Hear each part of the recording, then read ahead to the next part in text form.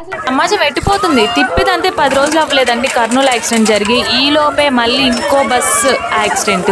పొద్దున్న లేస్తే ఏ న్యూస్ వినాలిరా బాబు అన్న టెన్షన్స్తో ఉంటున్నాం మనమంతా. ఇదన్నిటికీ రీజన్ స్పీడ్ లిమిటే అండి. స్పీడ్ని కంట్రోల్ చేసేంత వరకు మనం ఇలాంటి యాక్సిడెంట్ని అవాయిడ్ చేయడం చాలా కష్టం.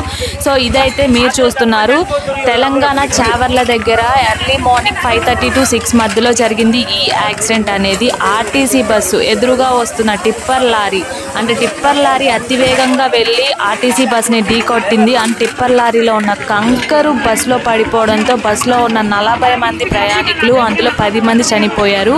ఇప్పటి వరకు కౌంట్ అయితే అది.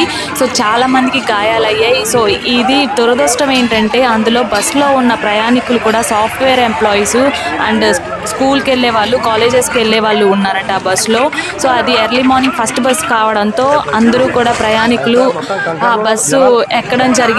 సో నిజంగా పొద్దున్న లేస్తే ఎలాంటి న్యూస్ వినాలిరా బాబు అన్న టెన్షన్స్లోనే ఉన్నాము. ప్లీజ్ అండి స్పీడ్ లిమిట్స్ని కంట్రోల్ చేయండి దయచేసి.